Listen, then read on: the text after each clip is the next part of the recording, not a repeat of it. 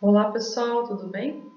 Hoje eu trouxe para vocês alguns problemas resolvidos sobre o capítulo de fluidos. Vamos ao primeiro problema. Uma represa retangular com 30 metros de largura suporta uma massa de água de 25 metros de altura. Calcule a força horizontal total que age sobre a represa. Então, pessoal, aqui a gente vai observar qual é a origem dessa força que está agindo sobre a represa. A gente sabe que aqui nós temos uma determinada área que está em contato com o fluido. Então, esse fluido tem uma pressão, de modo que essa pressão relacionada a essa área gera uma força F do fluido para a represa. Então, aqui, se essa pressão fosse constante ao longo de toda essa área, bastaria a gente multiplicar a pressão com a área, nós teríamos a força. Mas a gente sabe que no caso de fluidos, a gente vai ter sempre aqui a pressão variando com a profundidade. Ou seja, pessoal, para cada pequena partezinha de altura H aqui, a gente vai ter uma pressão diferente sobre uma área aqui lateral da nossa represa. Então, a ideia é que um pequeno elemento de área, que tem largura L e uma altura infinitesimal dH, na profundidade H, ela tem uma determinada pressão, que também depende dessa altura, e aí essa quantidade vai gerar uma força dF na represa. Então, aqui a ideia é que a gente vai descobrir, então, primeiro, qual é a forma de escrever a área, dependendo, então, dessa profundidade. E também o quanto a pressão depende dessa profundidade, para que a gente conheça, então, esse elemento dF. E depois a gente vai fazer a integral de dF em toda a profundidade para ter a força total. Então, notem que a gente quer saber aqui com relação à pressão que está sendo exercida, Essa área ela é dada por L vezes H maiúsculo. Entretanto, a gente sabe que essa largura L, ela é constante, Ela não vai influenciar na pressão que a gente tem aqui desse fluido. Então, nós teremos L como sendo constante e a nossa variável será apenas a altura H. Então, a área é dada por L vezes Hzinho, de modo que, se a gente deriva a área com relação a H, ficamos apenas com a constante L, ou seja, dA é igual a L dH. Então, eu vou substituir dA nessa equação aqui em cima. E temos ainda a pressão. A gente sabe que a pressão que é exercida pela água, ela é escrita como ρg vezes H. Então, aqui também vou substituir ρgH, L dH, é equivalente à força dF. Para ter a força total, basta eu integrar em toda a profundidade H. Então, a F é igual à integral de dF, que é a integral de ρgHLdH, de 0 até a maior profundidade, que é H maiúsculo. Tudo que não depende de H eu posso tirar nessa integral. Então, a densidade da água é constante, G também. A largura L também é constante. Ficamos com todos esses elementos fora da integral. Ficamos com a integral de H dH. A integral de H dH é H quadrado sobre 2, integrando de 0 a H maiúsculo, ficamos com meio de ρgL H maiúsculo ao quadrado. Então, agora eu vou substituir os valores numéricos, A densidade da água, 10⁻³ kg/m3. O valor de G, 9,81. A gente está acostumado a utilizar metros por segundo ao quadrado. Aqui não faz muito sentido essa unidade, né? Mas a gente também sabe que força é igual a massa vezes aceleração, de acordo com a segunda lei de Newton, né? Então a gente pode escrever a unidade de aceleração como sendo a unidade de força pela unidade de massa, ou seja, Newton por quilograma, que é a forma como está escrita aqui. Temos ainda a largura, que era de 30 metros, e a profundidade, H, que era de 25 metros ao quadrado. Né? Então, notem que aqui nós temos quilograma com quilogramas, cancelam, metro quadrado vezes metro dá metro cúbico, que se cancelam aqui com o que vem da densidade, sobrando apenas a força em newtons. Né? Então, aqui nós teremos, né, fazendo a continha, a força total, que será de 9,20 vezes 10 a 7 newtons. Essa é a força total. Notem, pessoal, que a força ela varia de acordo com essa profundidade, né? Isso significa que aqui, para maiores profundidades, quando esse H é maior, nós teremos um elemento de força que vai contribuir mais para maiores profundidades. É por isso que a represa deve ser construída de modo que a base dela aqui vai ser mais larga, para que ela suporte essas forças que estão aparecendo aqui. Então, vamos ao próximo probleminha. Temos uma prensa hidráulica. O pistão grande de uma prensa hidráulica tem um raio de 20 centímetros. Queremos saber que força deve ser aplicada ao pistão pequeno, que tem 2 centímetros de raio, para que no maior se possa sustentar ou elevar um carro de 1.500 kg. Então, o que a gente viu, né, é que quando a gente aplica uma força sobre uma área ali, no caso da prensa hidráulica, vai aparecer uma pressão nesse fluido e ela acaba se propagando ao longo de todo o fluido. Né? Essa variação se propaga sem que a gente tenha nenhuma perda. Ou seja, essa mesma pressão vai aparecer do lado 2, onde a gente tem um pistão grande. Né? Então, a gente vai associar essas duas equações, né? A gente sabe que a força 1 é a pressão vezes a área 1 e a força 2 é a mesma pressão vezes a área 2. A gente quer descobrir a força F1, a área 1 a gente já conhece, a gente tem que determinar P. Então, aqui teremos, né, para determinar P, eu vou isolar ele aqui na relação para o pistão grande dessa prensa. Notem, pessoal, que a gente sabe que a força 2 é a pressão vezes a área 2, mas a gente já sabe quanto deve ser essa força, né? A gente tem que sustentar ou elevar um carro de 1.500 kg, ou seja, essa força F2 tem que ser a força peso do carro, que é a massa dele vezes G. Então, aqui temos que P vezes A2 é igual a mg.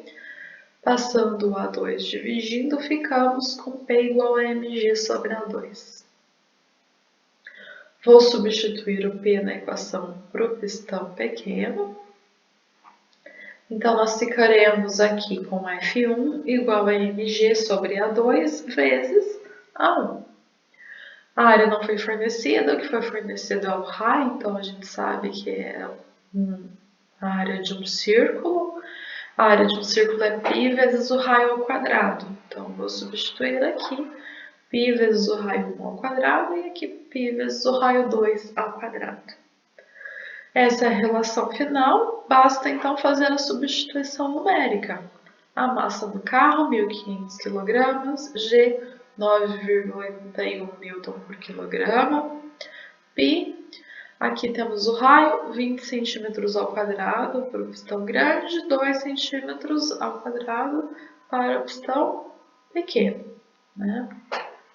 Por que eu não passei aqui para metros, pessoal? Para que a gente tivesse, né, aqui esse cuidado com as unidades. Notem que aqui a gente tem a mesma unidade, né? A área 1 sobre a área 2. As unidades se cancelam. né? Então, se eu transformar para metro, aqui eu também vou transformar para metro. E aí as unidades se cancelam. Então, tanto faz, né? A gente tem que trabalhar com as duas, desde que sejam iguais, para que elas se cancelem. Aqui, quilograma se cancela com quilograma, sobrando a força em newtons. Então, fazendo a continha, a gente chega na força F1, que tem que ser aplicada, que vai ser de 147 newtons. Ok, vamos ao próximo problema. Temos uma balsa de área A, espessura H e massa de 600 kg. Essa balsa flutua na água com 7 centímetros imersos. Quando uma pessoa fica de pé sobre ela, a parte imersa passa a ser de 8,4 centímetros. Queremos saber qual é a massa da pessoa. Então, pessoal, a gente sabe que o que faz com que essa balsa flutue mais ou menos ali está relacionado ao empuxo. Então, vamos lembrar qual é o valor do empuxo, né? O empuxo ele é equivalente à força-peso do fluido que foi deslocado, né? Essa força do fluido que foi deslocado, né, o peso dele, é a massa do fluido vezes a aceleração da gravidade. E a massa do fluido pode ser escrita como a densidade do fluido vezes o volume do fluido. A gente sabe que essa quantidade de água deslocada, né, essa quantidade de massa de água deslocada, ela é proporcional ao peso do objeto que está fazendo com que haja esse deslocamento. Então, se a gente fizer aqui, substituir, né, o peso, igualar, na verdade, o peso do fluido deslocado com o peso do que está gerando esse deslocamento, a gente tem aí uma relação entre essas duas quantidades que vai valer nas duas situações. Então, como há essa mesma proporcionalidade, né, a gente pode relacionar, então, no caso 1, a quantidade de massa do fluido que foi deslocado está relacionada com a massa da balsa. No segundo caso, a quantidade de massa que foi deslocada está relacionada com a massa da balsa mais a massa da pessoa. Então, aqui eu vou fazer essa igualdade. Para a balsa, nós teremos, né, aqui a densidade do fluido vezes o volume do fluido que foi deslocado. Esse volume é a área A dessa balsa, vezes a profundidade, né, o quanto que foi submerso, que é uma altura H1. Então, isso tudo, né, é a densidade vezes o volume, isso dá a massa, vezes a gravidade. E eu estou igualando isso com a massa vezes a aceleração da gravidade para a balsa. Agora, para a segunda situação, para a balsa com a pessoa sobre ela, né? Então, o deslocamento ainda é referente a toda a balsa, né, em termos de área. Então, nós teremos aqui que agora com uma nova quantidade de massa, que é a massa da balsa mais a massa da pessoa, nós teremos uma nova quantidade de água que vai ser deslocada, que também pode ser escrita como a densidade vezes o volume do fluido vezes G. Então, a densidade do fluido continua a mesma e o volume do fluido pode ser escrito como a área, que continua a mesma, vezes a altura H, que agora mudou, né? Eu estou chamando de H2, vezes a gravidade.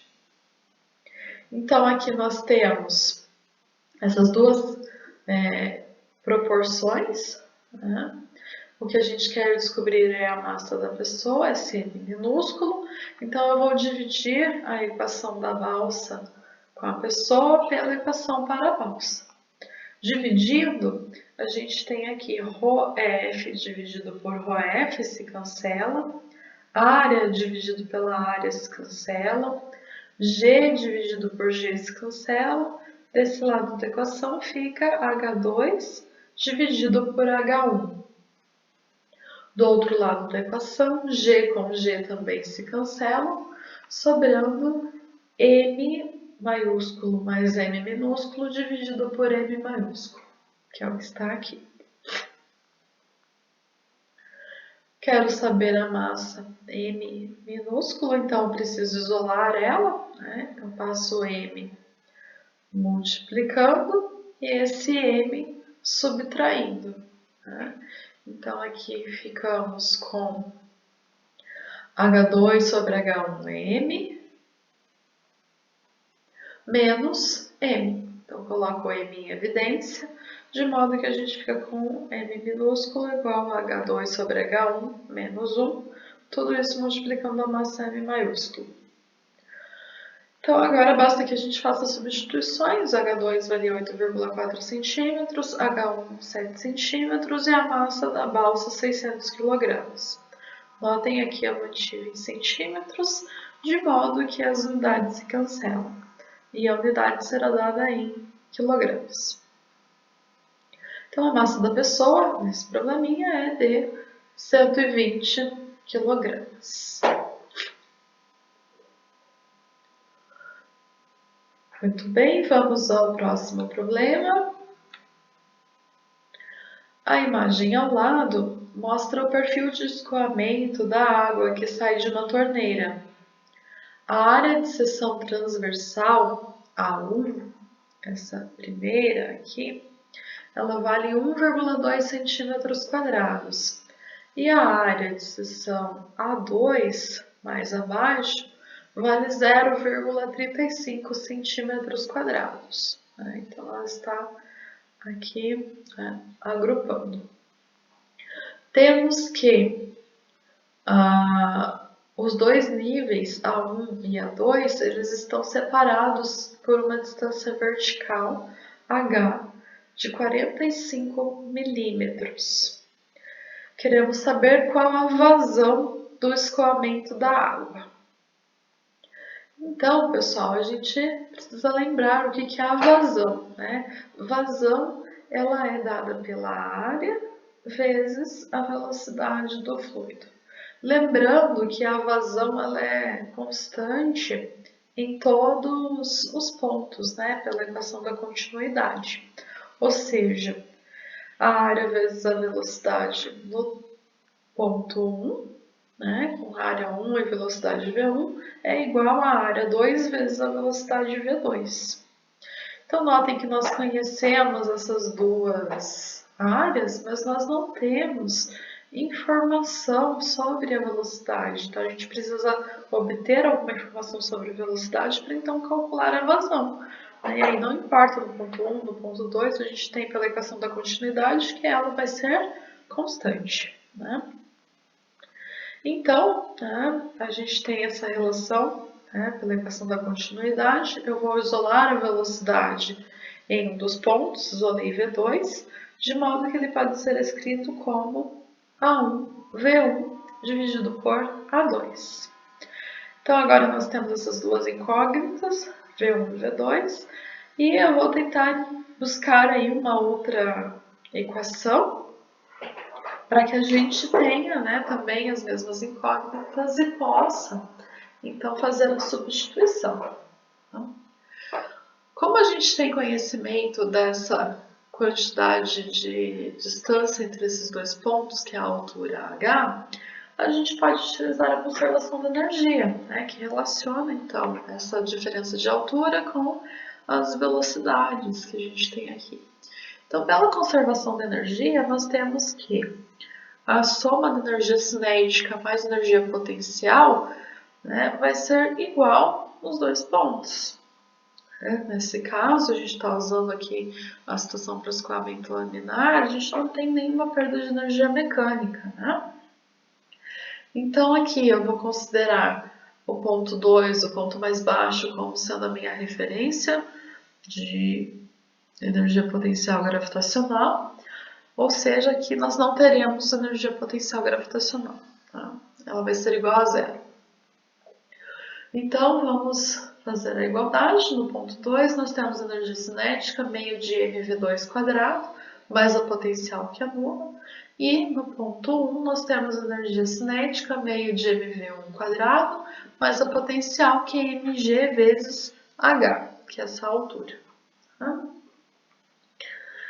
Então, aqui a gente tem a massa aparecendo em todos os termos, elas se cancelam, né?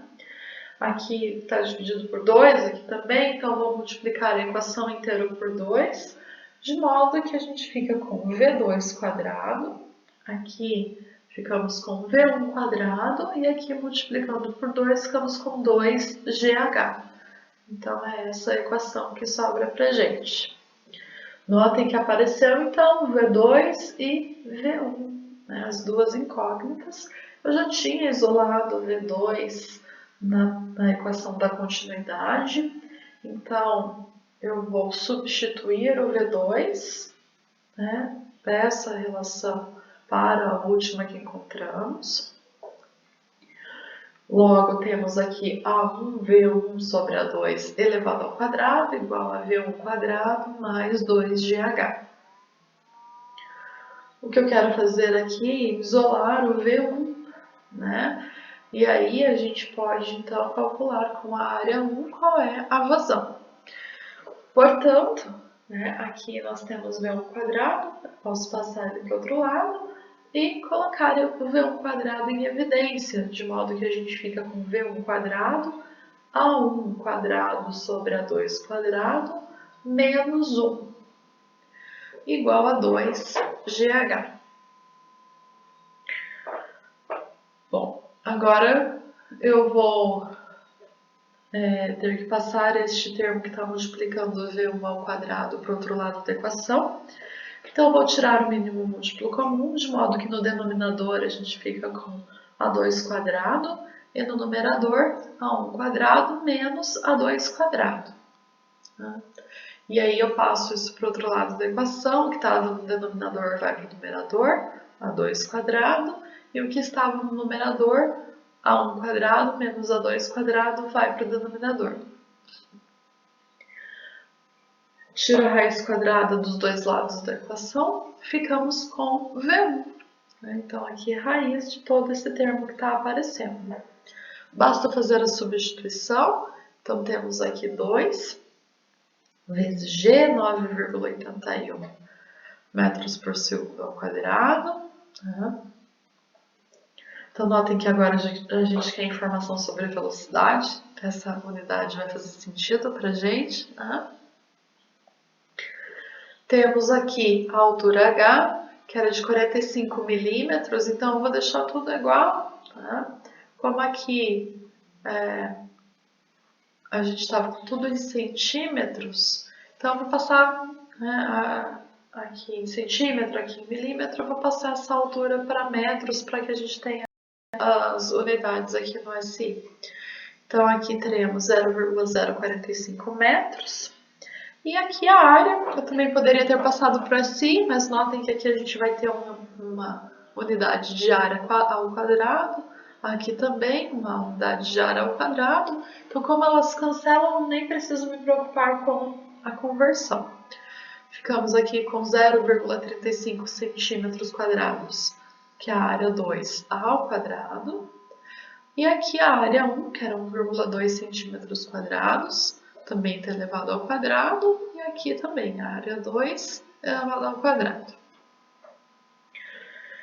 Então, agora temos centímetros a quarta dividido por centímetros a quarta que sobra do denominador, metro com metro.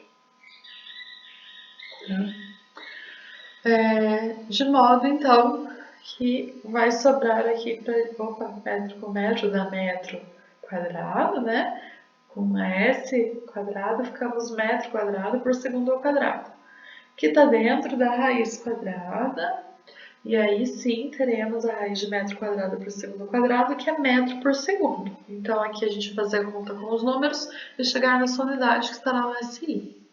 Fazendo a continha, teremos 0,286 metros por segundo. Ou, se quiser deixar em centímetros por segundo, né, teremos 28,6 centímetros por segundo. Então, agora a gente calculou a velocidade V1. Por que a gente queria calcular a velocidade V1?